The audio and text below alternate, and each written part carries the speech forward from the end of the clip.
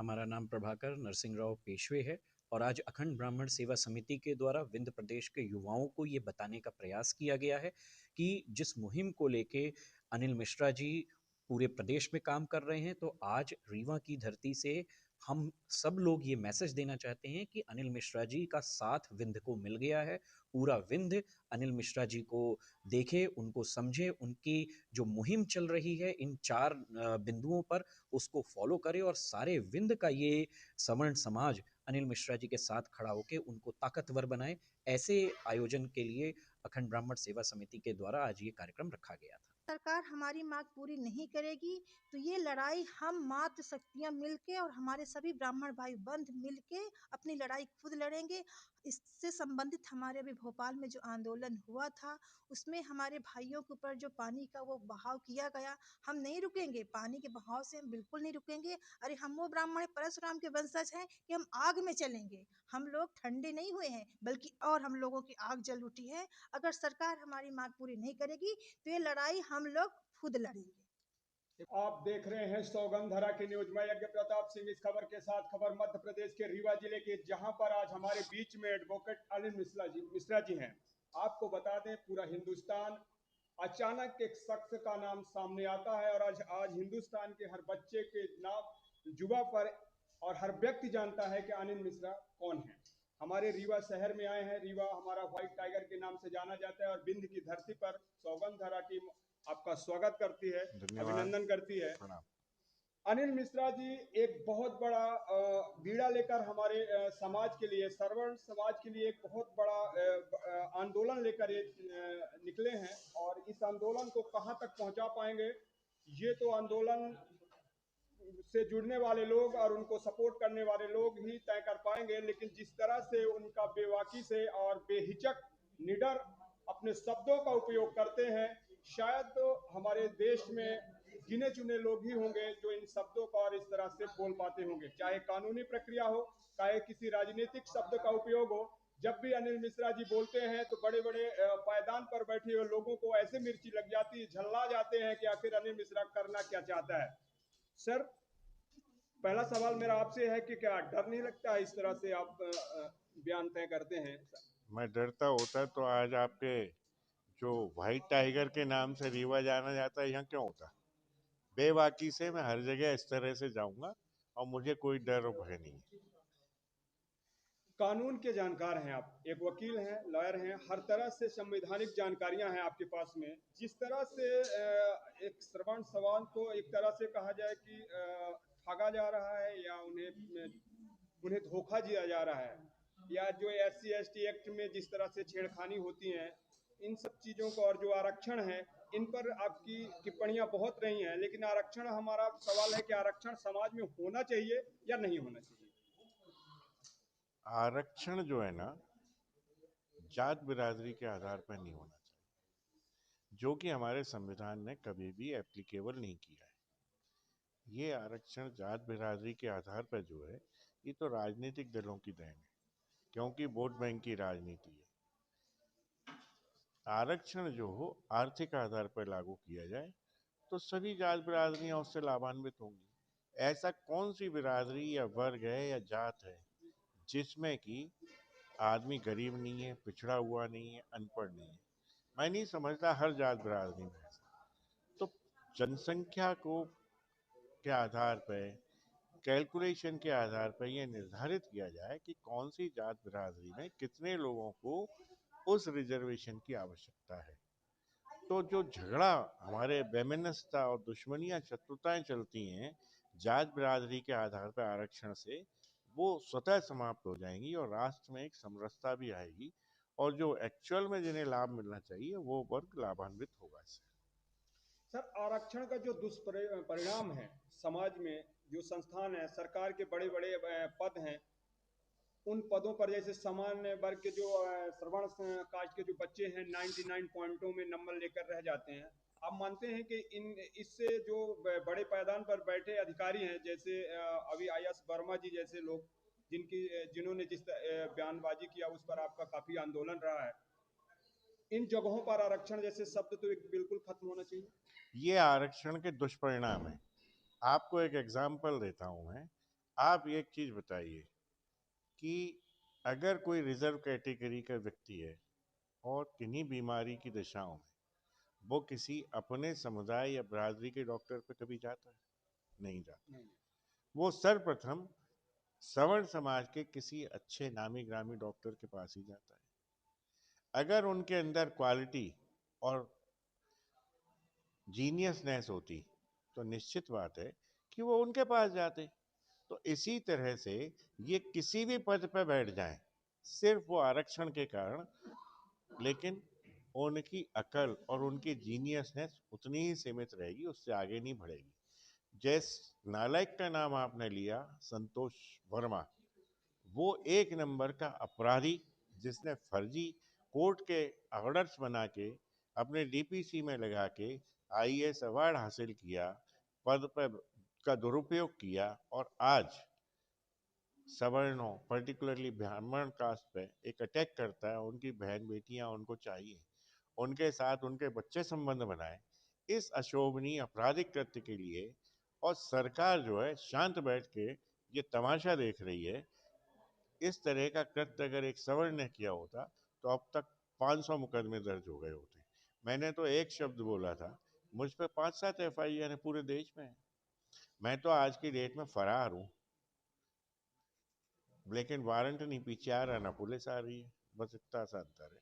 लेकिन मैं मानूंगा नहीं, मैं उस कंडीशन में ही स्वीकार करूंगा कि यहाँ आर्थिक आधार पर आरक्षण हो, सभी समुदाय सभी जात बिरादरियों को उसका लाभ मिले।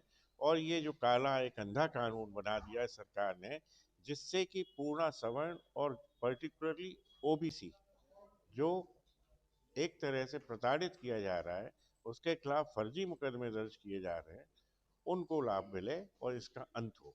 ये सरकार की जिम्मेदारी है। ये आर्टिकल 14 के भी अगेंस्ट है, कई बार चर्चाएं भी हो चुकी हैं, लेकिन सरकार सिर्फ वोट की राजनीति के कारण हमारा दोहन कर रही है, शोषण कर रही है।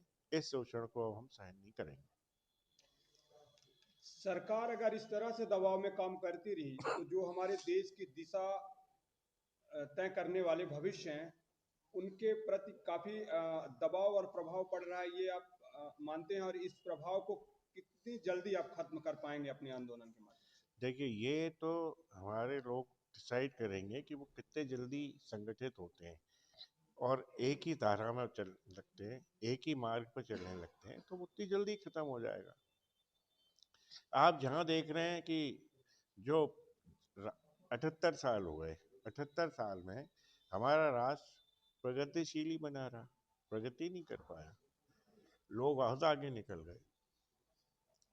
उसका कारण है कि जो यहाँ प्रतिभाएं हैं उनका दमन शमन सब कुछ किया जा रहा है। आप सोशल मीडिया उठा के देखें, जो बच्चे हताश हो जाते हैं, 95% है, 97% है, वो सुसाइड कर लेते हैं क्योंकि उन्हें मुकाम हासिल नहीं कर पाते इतनी मेहनत के बाद भी। और एक जो 30% वाला है वो मुकाम हासिल पर बैठ जाता है आके। इन कंडीशंस में सरकार को ये ध्यान देना चाहिए कि इन जो व्यवस्थाएं दुर्व्यवस्थाएं चल रही हैं इनको समाप्त करके एक समरसता स्थापित की जाए, आर्थिक आधार पर आरक्षण लागू हो, साथ ही जो एक ये काला कानून है इसको टोटल खत्म किया जाए, एबोलिश किया जाए। और सरकार इस पोजीशन में कल भी थी और आज भी है, कर सकते हैं। लेकिन मुझे पूर्ण विश्वास है कि सरकार सवर्णों का हित कभी नहीं करेगी। आज सवर्णों के पास एक मौका है, वो मैं नहीं दे रहा, सवर्ण स्वयं देंगे इस मौके को और इसको इनकैश भी करेंगे कि अब हमें ऐसी सरकार मंजूर नहीं है। हम अपनी सरकार खुद बनाएंगे जिसमें सारे सवर्ण समाज के लोग जो हैं इस कानून को बदलेंगे, SC ST एक्ट को खत्म करेंगे और जो जात बिरादरी के आधार पर आर्थिक ये आरक्षण लागू है उसे आर्थिक आधार पर लागू करेंगे। सरकार कहती है जनसंख्या बल पर हमारा हम वोट बैंक और चुनाव लड़ते हैं, जिसकी जितनी भागीदारी उसकी उतनी साझेदारी सरकार में। क्या कहेंगे कि हमारी जो जनसंख्या है, किन कारणों से हम लोग जनसंख्या हमारी जो श्रवण कास्ट के ब्राह्मण हो गए, राजपूत हो गए और जो भी श्रवण है, जनसंख्या बल में इनका इतना बड़ा प्रभाव क्यों नहीं रहा? देखिए, जहाँ तक जनसंख्या की बात करते हैं तो सवर्ण 5 पे 5 जो सवर्ण है ना वो 500 पे बहुत भारी पड़ते हैं। सिर्फ निकलने वाली बात है। जब निकल आता है सवर्ण तो 5 सवर्ण जो है 500 पे बहुत भारी पड़ते हैं। तो आज सवर्ण निकलना सीख चुका है और अब उसे डर और भय नहीं है कि वो 500 क्या कर लेंगे। दूसरी सवाल ये आपने कहा जनसंख्या। हमारी सवर्णों की अगर संख्या उठा के देखें जनगणना के आधार पर तो हम 30% हैं और 30% इस देश की सत्ता को पूरी तरह गिरा भी सकते हैं और बना भी सकते हैं। आज सवर्ण के हाथ में है कि सत्ता को बनाना और सत्ता को बिगाड़ना। तो जो आज सत्ताओं के हाथ में है, जो सवर्णों का अपमान कर रही है सत्ता, जो सवर्णों का पतन कर रही है सत्ता, उस सत्ता का कल सवर्णों के हाथ में है। आने वाले कल का वो इंतजार करें, सवर्णों ने इसका निश्चित ही परिणाम देगा। तो अनिल शर्मा डरता नहीं? कोई से डर नहीं, अनिल मिश्रा को किसी का डर नहीं। जाको राके साइयां मार सके ना कोई, और जब आएगी तो मता भी नहीं लगेगा। वो सबकी आनी है, इसलिए डर नहीं है। हमारे साथ में अनिल मिश्रा जी थे जो अपने बेबाक और बेहिचक शब्दों के लिए जाने जाते हैं। उन्होंने साफ तौर पर सरकार और अपने श्रवण समाज के सभी व्यक्तियों को निर्देशित तौर से इन्होंने कहा है कि आपको आगे बढ़कर आना होगा। वो वक्त आ गया है जब आपको जगना होगा, क्योंकि आने वाले कल में जो परिस्थितियां तय होंगी उसको भाव समझ पाना बड़ा मुश्किल होगा, क्योंकि श्रवण सदैव सर्व समाज के लिए काम किया है। अगर इतिहास उठाकर देख लिया जाए तो समाज में राजपूत समाजों ने 3 बार जौहर किया है, जिसमें 21, 11 और 9,000 पटदानियों ने जौहर किया था। और उन्होंने और 17 साल और 18 साल के बच्चों ने युद्ध भूमि में अपने आप को न्यौछावर किया था। अगर श्रवण समाज अगर चाहता तो बच्चा पैदा करने में अगर जुटा होता तो आज उसकी जनसंख्या में शायद कोई और जाति नहीं होती। लेकिन उन्होंने अपने युवाओं को, अपने बच्चों को देश की सुरक्षा के लिए अब 18 साल के बच्चों को युद्ध भूमि में भेजकर देश को सुरक्षित करने के लिए लड़ा। इसलिए आज हमारा जो समाज है, जो श्रवण समाज है, वो कहीं ना कहीं कम और अल्पसंख्यक है। जिस तरह से अनिल जी ने कहा है कि हम 5 हैं लेकिन 50 के बराबर हैं। अब देखना आया है कि इनका जोश और इनका संगठन और इनके संगठित करने का जो तरीका है कितने लेवल तक पहुंचता है, ये तो संगठित होने वाले वो शख्स बता पाएंगे जो अनिल मिश्रा जी के इस आंदोलन में जुड़ेंगे और उनका सहयोग करेंगे। जिस तरह से वो अपनी जान की न्यौछावर किए बगैर बगैर डरे 24 घंटे हर व्यक्ति का सवाल, चाहे मीडिया हो चाहे फोन कॉल हो, हर जगह पर देते हैं, तो हम सबको समझना होगा कि कहीं ना कहीं ये शख्स देश के उद्धार के लिए खड़ा हुआ है। मैं यज्ञ प्रताप सिंह, ग्राउंड रिपोर्ट 0 रीवा। जय हिंद, जय भारत। जो कार्यक्रम में थी, किन बिंदुओं पर आज चर्चा हुई और जी क्या संदेश है जी, मैं पंडित रश्मि मिश्रा, प्रदेश महासचिव अखंड ब्राह्मण सेवा समिति भारतवर्ष। आज वास्तविक में हमारे संगठन के कार्यक्रम में हमारे जांबाज 2 शेर यहाँ विंध्य धरा में पधारे, इसके लिए तो मैं आप सभी का स्वागत वंदन करती हूँ। और मुझे बहुत इस बात की खुशी है कि हमारे जो संगठन का एक उद्देश्य था अखंड ब्राह्मण सेवा समिति भारतवर्ष, वास्तविक में इस नाम का अर्थ ही है कि जो हमारे भाई ब्राह्मण बंधु खंड खंड में टुकड़े टुकड़ों में बटे हैं, उनको एकत्रित करना ही अखंड है। इसी उद्देश्य से हमारे संस्थापक राष्ट्रीय पंडित सुभाष चतुर्वेदी जी ने इस संगठन का नाम अखंड ब्राह्मण सेवा समिति भारतवर्ष दिया था। और हमारे संगठन का उद्देश्य आज ये था कि हमारे ब्राह्मणों को आजकल जो टारगेट में लिया जा रहा है, आए दिन हम लोगों के साथ मतलब एक एक दिन में ब्राह्मणों के साथ अत्याचार हो रहे हैं।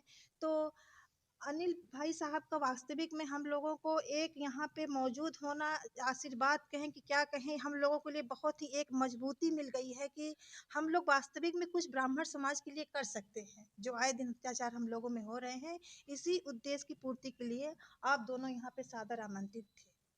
संतोष वर्मा के बयान पर आप क्या कहेंगे? वास्तविक में उनका नाम आते ही हम लोगों के तन बदन में आग लग जाती है। उन्होंने हम ब्राह्मण बेटियों के लिए ही जो आपत्तिजनक टिप्पणी की है, अब उसकी कितनी निंदा की जाए। अगर सरकार हमारी मांग पूरी नहीं करेगी तो ये लड़ाई हम मात्र शक्तियां मिलके और हमारे सभी ब्राह्मण भाई बंध मिलके अपनी लड़ाई खुद लड़ेंगे। इससे संबंधित हमारे अभी भोपाल में जो आंदोलन हुआ था, उसमें हमारे भाइयों के ऊपर जो पानी का वो बहाव किया गया, हम नहीं रुकेंगे। पानी के बहाव से हम बिल्कुल नहीं रुकेंगे। अरे हम वो ब्राह्मण परशुराम के वंशज हैं कि हम आग में चलेंगे। हम लोग ठंडे नहीं हुए हैं, बल्कि और हम लोगों की आग जल उठी है। अगर सरकार हमारी मांग पूरी नहीं करेगी तो ये लड़ाई लड़ाई हम लोग खुद लड़ेंगे। ये मानते हैं कि जिस तरह से आया संतोष वर्मा ने बयान दिया था, अगर किसी श्रवण समाज के व्यक्ति का होता तो उसका क्या होता? वास्तविक में हम ये होता तो वाकई में हमारे ब्राह्मण समाज के प्रति जो ये हुआ है तो इसके लिए कुछ भी टिप्पणी जो हुई है तो सही नहीं किया गया हम लोगों के साथ में। ये हमारे ब्राह्मणों को ही लेके क्यों ऐसा किया जाता है, तो इसलिए हम बहुत दुखी हैं कि हमारे ब्राह्मण के लिए कुछ किया जाए। बस हो गया, बस धन्यवाद। जी सर, बताइए क्या नाम है आपका और आज यहाँ पर किस उद्देश्य को लेकर आपका कार्यक्रम है? हमारा नाम प्रभाकर नरसिंह राव पेशवे है और आज अखंड ब्राह्मण सेवा समिति के द्वारा विंध्य प्रदेश के युवाओं को ये बताने का प्रयास किया गया है कि जिस मुहिम को लेके अनिल मिश्रा जी पूरे प्रदेश में काम कर रहे हैं, तो आज रीवा की धरती से हम सब लोग ये मैसेज देना चाहते हैं कि अनिल मिश्रा जी का साथ विंध्य को मिल गया है। पूरा विंध्य अनिल मिश्रा जी को देखे, उनको समझे, उनकी जो मुहिम चल रही है इन 4 बिंदुओं पर उसको फॉलो करे और सारे विंध्य का ये सवर्ण समाज अनिल मिश्रा जी के साथ खड़ा होकर उनको ताकतवर बनाए। ऐसे आयोजन के लिए अखंड ब्राह्मण सेवा समिति के द्वारा आज ये कार्यक्रम रखा गया था। क्या विशेष संदेश होगा मिला है अनिल मिश्रा जी के द्वारा? अनिल मिश्रा जी के द्वारा विंध्य को ये संदेश मिला है कि आपने जो काले झंडों के साथ ग्वालियर की सेना का समर्थन किया था भोपाल में उस संतोष वर्मा नाम के एक फूहड़ आईएएस के खिलाफ, वो पूरे देश ने देखा है। आने वाले समय में ग्वालियर के द्वारा और बड़ा आंदोलन भोपाल में किया जाएगा। 18 तारीख को वहाँ पे कुछ अपराधियों ने कहा है कि हम संतोष वर्मा का समर्थन करेंगे, तो उस समर्थन के खिलाफ पूरा सवर्ण समाज भोपाल को जाम करेगा। पूरा सवर्ण समाज भोपाल में इकट्ठा होगा और विंध्य को ये कमर कस लेनी है कि आने वाले 18 तारीख को अगर इस संतोष वर्मा को के ऊपर एफआईआर नहीं हुई और अगर आह्वान हुआ हमारे ब्राह्मण समाज के सेनापति अनिल मिश्रा जी का, तो सारा विंध्य बढ़ चढ़ के अब हिस्सा लेगा और काले झंडे ही नहीं पूरे भोपाल को रोकेगा।